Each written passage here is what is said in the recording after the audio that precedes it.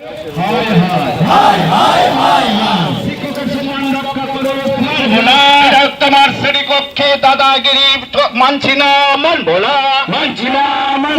ঢুকে বিজেপি বিধায়কের দাদাগিরি প্রতিবাদ তৃণমূলের বাঁকুড়ার ইন্দাসে প্রতিবাদ মিছিল এভাবে তৃণমূলের শ্রমিক সংগঠনের।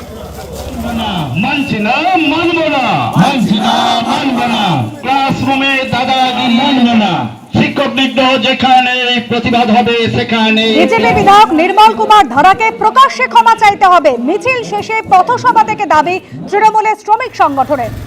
তৃণমূলের শিক্ষক সংগঠন তারা এভাবে প্রতিবাদ দেখিয়েছে। ঘোলা জলে মাছ ধরতে চাইছে তৃণমূল, পাল্টা বিজেপি বিধায়ক।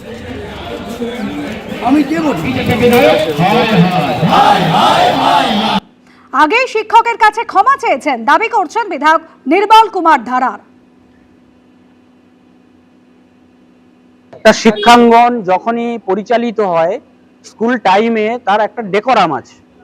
আমরা আশা করব যারা জনপ্রতিনিধি হবেন তাদের সেই মিনিমাম ডেকোরামটুকু মেনটেন করা উচিত। কিন্তু আজকের বিজেপি একজন বিধায়ক তিনি যে অশোভনীয় আচরণ করেছেন এবং স্কুলের নিয়মকানুনের তোয়াক্কা করেন না, এটা তো অত্যন্ত দুঃখজনক। এবং আমরা এর দ্বারাই তো প্রমাণ হচ্ছে সারা ভারতবর্ষে পশ্চিমবঙ্গে এরাই অরাজকতা তৈরি করছে। ছাত্রছাত্রীদের সামনে স্কুলের নিয়ম শৃঙ্খলা ব্রেক করে দিচ্ছে। এরা আগামী দিনে কি করবে আমরা নিজেরাও জানি না। তিনি করবেন, তিনি নিজেই তো ফেঁসে গেছেন, তা তিনি অভিযোগ করবেন না? আত্মপক্ষ সমর্থনের সুযোগ সকলের আছে। কিন্তু আজকের শিক্ষক সমাজ যারা এখানে উপস্থিত হয়েছেন, আপনি প্রশ্ন করে দেখুন তিনি নিজে যে লাইভ করছিলেন সেখানে কি আচরণ করেছেন। তিনি আগে দুঃখ প্রকাশ করুন, এখানে এসে সকলের সামনে ক্ষমা চাক, তবে তো বলবো তার বুকের পাটা আছে। যে বিষয়টা ঘটেছিল সেই বিষয়টা মাস্টারমশাই উনি পরে বলেছেন যে উনি তো ক্ষমা চেয়েছেন, আমি তো ক্ষমা চেয়েছি। তারপরেও এখানে তৃণমূল ঘোলা জলে মাছ ধরার চেষ্টা করছে, এখানে রাজনৈতিক ফায়দা তোলার চেষ্টা করছে। ভোট ঘোষণার আগেই রাজ্যে আসছে কেন্দ্রীয় বাহিনী। দু দফায় রাজ্যে আসছে 480 কোম্পানি কেন্দ্রীয় বাহিনী। প্রথম দফায় 1 মার্চের মধ্যে আসছে 240 কোম্পানি বাহিনী এবং দ্বিতীয় দফায় 10 মার্চের মধ্যে আসবে আরো 240 কোম্পানি কেন্দ্রীয় বাহিনী। কেন্দ্রীয় বাহিনী মোতায়েন নিয়ে সোমবার অর্থাৎ আগামীকাল সিও দপ্তরে বৈঠক রয়েছে। কোথায় কিভাবে কেন্দ্রীয় বাহিনী মোতায়েন হবে তা নির্ধারিত হতে চলেছে আগামীকালের এই বৈঠকে। ভোটের আগে এলাকায় লুটপাট করবে এই কেন্দ্রীয় বাহিনী। স্থানীয়দের সঙ্গে কথা বলে আস্থা অর্জনের চেষ্টা করবে কেন্দ্রীয় বাহিনী।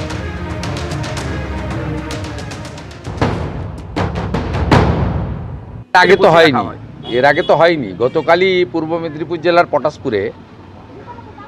পটাশপুর বিধানসভার ভারতীয় জনতা পার্টির যিনি বিধানসভা নির্বাচন কমিটির কনভেনার শিক্ষক অঞ্জন সাউ, তার বাড়িতে হামলা করেছে, তার মোটরসাইকেল ভেঙেছে। ওখানে মংলামাড়তে আমাদের একজন কার্যকর্তা ছিলেন, বাসা ভাড়া করে তার বাড়ির মালিককে গিয়ে ধমক দিয়েছে। অতএব এরা যেটা করে সেটাতে আপনার আমরা ভালো কিছু দেখিনি, এবারে ভালো কিছু দেখার আশায় আছি। এদের ক্যারেক্টার এইটা, এদের যে মডেল আছে এই মডেলেই এরা কাজ করে, জিহাদি মডেল। শুভেন্দু অধিকারীর অভিযোগ, ভোটের আগে কিন্তু বিভিন্ন জায়গা থেকে অশান্তির খবর সামনে আসছে, সংঘর্ষ হচ্ছে এবং সেই কারণে ভোট ঘোষণার আগেই রাজ্যে কেন্দ্রীয় বাহিনী মোতায়েনের প্রয়োজন রয়েছে। মোট 480 কোম্পানি কেন্দ্রীয় বাহিনী আসতে চলেছে ভোটের আগেই। দু দফায় রাজ্যে আসছে এই 480 কোম্পানি কেন্দ্রীয় বাহিনী। 1 মার্চের মধ্যে আসছে 240 কোম্পানি বাহিনী এবং দ্বিতীয় দফায় 10 মার্চের মধ্যে আসবে আরো 240 কোম্পানি বাহিনী।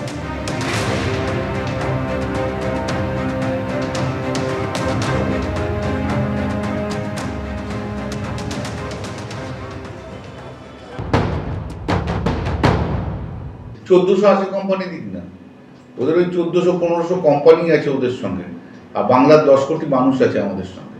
কি করবে? ভোটটা তো মানুষ দেবে, ভোটটা তো আর কোম্পানি লোকেরা দেবে না। আর এখন সবাই তো বুঝে গেছে যে সুপ্রিম কোর্টই লাস্ট কথা বলে, সে কোম্পানিও বুঝবে। যুদ্ধ হবে একটা বাংলা, আর কি হবে এই দেখি। আমরা চাইবো যে মানুষ নিশ্চিন্তে নিরাপদে নির্বিঘ্নে ভোট দিতে পারবে, বাকি আমাদের কোনো কনসার্ন নেই। নিশ্চিন্তে নির্বিঘ্নে নির্ভয়ে মানুষ ভোট দিক, এটা আমরা চাই। নিশ্চিন্তে নির্বিঘ্নে ভোট হোক এমনই চাইছেন রাজনৈতিক নেতারা। ভোট ঘোষণার আগে রাজ্যে মোট 480 কোম্পানি কেন্দ্র বাহিনী আসতে চলেছে। এর আগে 2021-এ 8 দফায় ভোট গ্রহণ হয়েছিল, যে সময় সর্বোচ্চ 1071 কোম্পানি কেন্দ্র বাহিনী পাঠিয়েছিল নির্বাচন কমিশন। এবারে এখনো ভোট ঘোষণা হয়নি, তার আগেই রাজ্যে মোট 480 কোম্পানি কেন্দ্র বাহিনী আসতে চলেছে।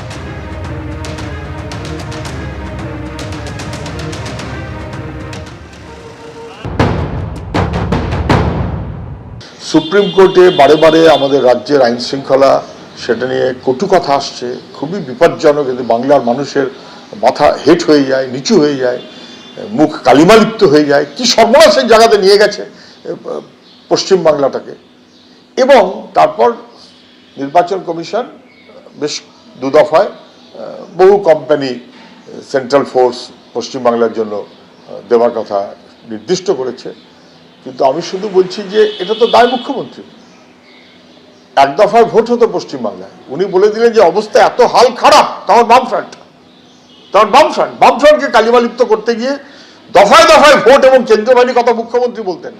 সরকারের অপরাধ, তার থেকে স্বীকারোক্তি, তার থেকে সুপ্রিম কোর্টের মনোভাব, তার থেকে নির্বাচন কমিশনের মনোভাব, এ দায় মুখ্যমন্ত্রী। এবিপি আনন্দ, এগিয়ে থাকে, এগিয়ে রাখে।